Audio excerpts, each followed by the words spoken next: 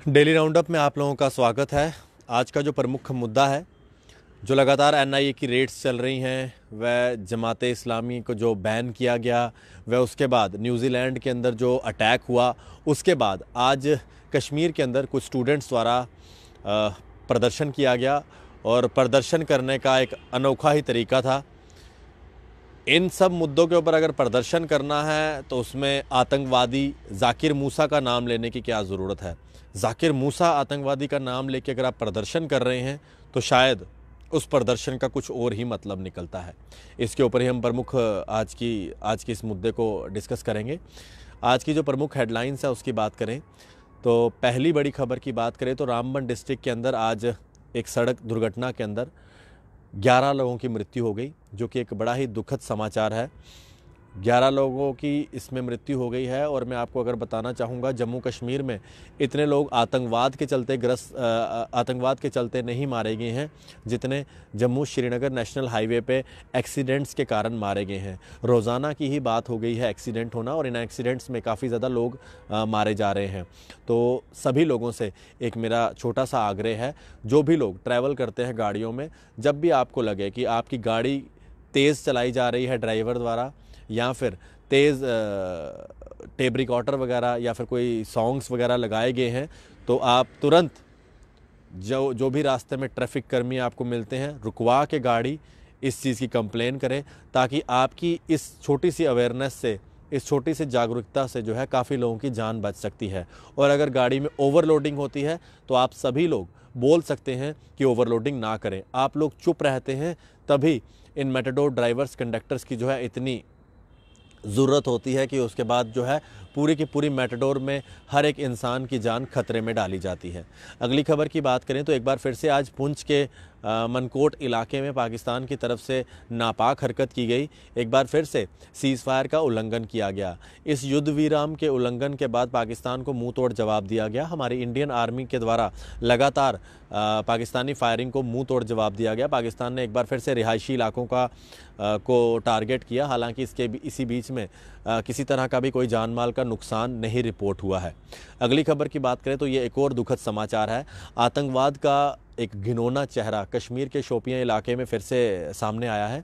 इसके अंदर जो है एक महिला एसपीओ को गोली मार दी गई दिन दहाड़े। आज लगभग 2:40 के करीब एक महिला एसपीओ जो कि जम्मू कश्मीर पुलिस के अंदर जॉब करती थी, खुशबू जान, उसको जो है आतंकवादियों द्वारा दिन दहाड़े उसके घर में घुस के गोली मारी गई। और ये एक बड़ा ही दुखद समाचार है। और आतंकवाद किस तरफ जा रहा है आप देख सकते हैं। आतंकवाद का ना कोई धर्म है, ना कोई आतंकवाद का ईमान है, ना ही आतंकवाद के लिए किसी तरह का भी कोई भी दिन देखा जाता है। आतंकवाद का काम है सिर्फ़ और सिर्फ लोगों में दहशत फैलाना, वही आतंकवाद कर रहा है। इसीलिए बार बार मैं ये कहता हूँ, जहाँ कहीं भी आपको आतंकवादी दिखते हैं, आप पुलिस या फिर जो भी आर्मी है उनको ज़रूर इत्तला करें, ताकि आप लोगों की जान बच सके। खुशबू जान आज हम सब की अपनी बच्ची जो हमने खो दी, इसके पीछे आतंकवाद का बड़ा हाथ है। और इसके पीछे सबसे बड़ा हाथ उन लोगों का भी है जो आतंकवादियों को सपोर्ट करते हैं। इसके साथ साथ अगली खबर की बात करें तो आज शाम को जम्मू कश्मीर पुलिस के आला अधिकारियों द्वारा खुशबू जान, जो कि एसपीओ जम्मू कश्मीर पुलिस की, शहीद हुई आज शोपियां में, उनको भावभीनी श्रद्धांजलि दी गई। और उनकी मृत्यु का सभी लोगों को बहुत ज़्यादा खेद है।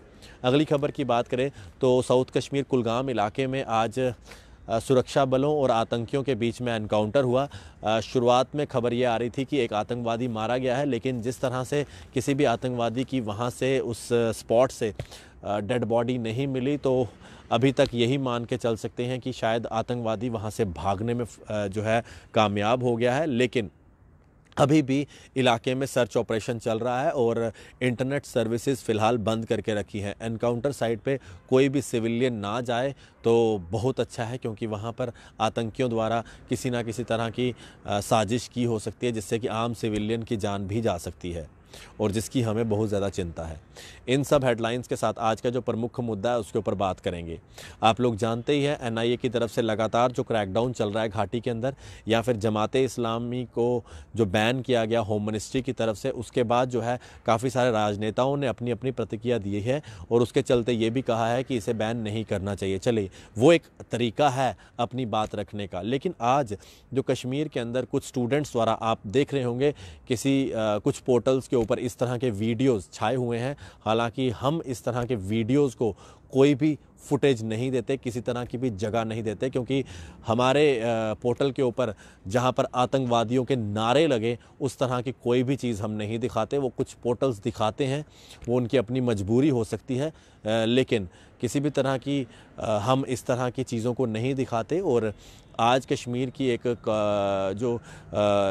शिक्षण संस्थान है, उसके बाहर जो है स्टूडेंट्स द्वारा लगातार नारे लगाए गए और नारों के चलते जो है वहाँ पर आतंकियों के नारे लगाए गए। और उसका कारण मेन ये था नारे लगाने का, जो कि मैं आपको बताना चाहूँगा। एनआईए की तरफ से लगातार जो रेड चल रही है और उसके साथ साथ अगर बात की जाए जो जमाते इस्लामी को बैन किया गया, और साथ में जो न्यूजीलैंड के अंदर एक हत्यारे द्वारा, एक आतंकवादी द्वारा काफ़ी सारे निहत्थे लोगों को मौत के घाट उतार दिया गया, जो कि पूजा कर रहे थे, प्रेयर कर रहे थे मस्जिद के अंदर न्यूजीलैंड इलाके में। और मैं आपको ये भी बताना चाहूँगा कि उन्हीं लगभग 49 के करीब जो हैं लोग वहाँ पर मारे गए हैं, और उनमें से लगभग 6 से 8 लोग हिंदुस्तान के भी हैं, जिनकी अभी कुछ देर पहले रिपोर्ट आई है कि उन 49 लोगों में से 6 से 8 लोग हिंदुस्तानी भी थे।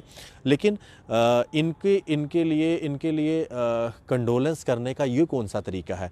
आप लोग कंडोलेंस कीजिए, आप लोग मोमबत्ती लेके बाहर आइए, आप लोग आतंकवाद को क्रिटिसाइज़ कीजिए। क्यों कश्मीर के अंदर इस टाइम जो है आतंकवाद को क्रिटिसाइज़ क्यों नहीं किया जा रहा? ये भी एक आतंकवादी घटना है जिसके अंदर आतंकवाद को ओपनली क्रिटिसाइज़ करना चाहिए। और एक ग्लोबल टेररिज्म की जहां पर बात होती है, तो आज एक आतंकवादी का नाम लेकर आप प्रदर्शन कर रहे हैं। जाकिर मूसा तो खुद एक आतंकवादी है। जाकिर मूसा ने तो पता नहीं कितने लोगों को ऑलरेडी मौत के घाट उतार दिए। जिस तरह से न्यूजीलैंड में इतने लोगों को मौत के घाट उतारा गया, इन्हीं जो कातिलों में से एक जो है, जिस तरह से इस ऑस्ट्रेलिया के इस युवक ने इतने लोगों को मौत के घाट उतारा, उसी तरह से जाकिर मूसा भी है, उसी तरह से रियाज नाइकू भी है, उसी तरह से बुरहान वानी भी आतंकवादी था जिन्होंने काफ़ी लोगों को मौत के घाट उतार दिया। तो कम से कम अगर आपका प्रदर्शन करना ही है तो आप प्रदर्शन कीजिए, आप अपने तरीके से कर सकते हैं, आज़ादी है हर एक इंसान को। लेकिन ये कौन सा तरीका हुआ? आतंकवादी का नाम लेके आप लोग प्रदर्शन कर रहे हैं। इस चीज़ को तो बिल्कुल एक्सेप्ट किया ही नहीं जा सकता कि एक आतंकवादी का नाम लेकर आप प्रदर्शन करेंगे। आतंकवाद ही तो कारण है इस सब का, जिसको लेकर आप प्रदर्शन कर रहे हैं। तो मेरे ख्याल से वो कुछ खुद ही कंफ्यूज थे कि आखिरकार किस चीज़ को लेकर प्रदर्शन कर रहे हैं और किसका नाम अपने मुंह से निकल गया। वैसे इसके अंदर कोई बड़ी बात भी नहीं है, क्योंकि प्रदर्शनों के अंदर आतंकियों के नाम काफ़ी बार लिए जाते हैं। लेकिन इस टाइम आतंकवाद से लड़ने के लिए सब लोगों को एकजुट होना पड़ेगा, क्योंकि ये जो आतंकवाद है इसकी जो जननी कहीं ना कहीं कुछ देशों के अंदर बैठ के शील्ड किया जा रहा है इन आतंकियों की, जिनमें से पाकिस्तान एक आतंकियों की जननी है, जिसके अंदर अज़हर मसूद जैसे आतंकवादी, सलाउद्दीन जैसे आतंकवादी, या फिर हाफिज़ सईद जैसे आतंकवादी वहाँ पर पनाह लेके बैठे हैं। तो आज वक्त आ गया है कि सभी लोग एक साथ हों। और जिस तरह से चाइना ने अज़हर मसूद को शील्ड किया, तो चाइना जो ये बोलता था कि हिंदी चीनी भाई भाई, आज वो आतंकी चीनी भाई भाई बन गया है। तो चाइना को भी चाहिए कि इस टाइम सब लोगों के साथ मिलके, हर एक देश के साथ मिलके इस आतंकवादी को जो है सबके सामने जो है ग्लोबल टेररिस्ट घोषित किया जाए। लेकिन चलिए, वो तो चाइना की एक अपनी दिक्कत है, लेकिन वो दिक्कत भी जल्द ही पूरी कर ली जाएगी। लेकिन बड़ी चीज़ ये भी सामने आ रही है कि अगर एनआईए की रेड से किसी तरह की दिक्कत हो रही है, या फिर और बाकी दिक्कतें हो रही हैं, जिसके अंदर काफ़ी सारे नेताओं के घरों पर जो छापेमारी की जा रही है, तो उसमें आतंकवादी क्या किस तरह से हेल्प करेगा? आतंकवादी के नाम से आप किस तरह से नारे लगा रहे हैं? तो ये एक बड़ी चीज़ आज कश्मीर घाटी के अंदर देखने को मिली कि कहीं ना कहीं एक आतंकी के नाम नाम से जो है प्रदर्शन किया जा रहा है या आतंकी का नाम लेकर जो है प्रोटेस्ट किया जा रहा है। इस चीज़ के ऊपर आज बड़ी बात करने का मैंने सोचा और मैंने बात भी की है।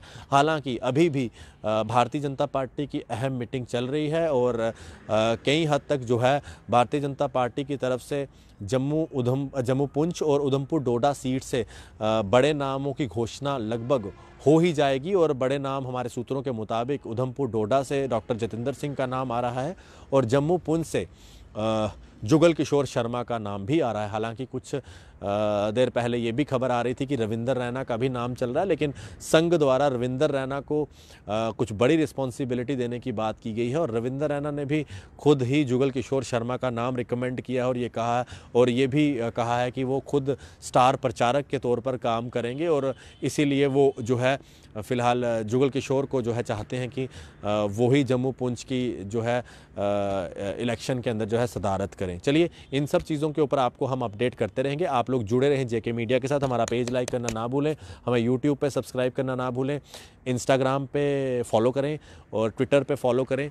आपकी कोई भी समस्या हो आप लोग हमें कांटेक्ट कर सकते हैं, फेसबुक पे मैसेज कर सकते हैं, ताकि जो भी आपकी समस्या हो हम लोग आप तक पहुंचेंगे।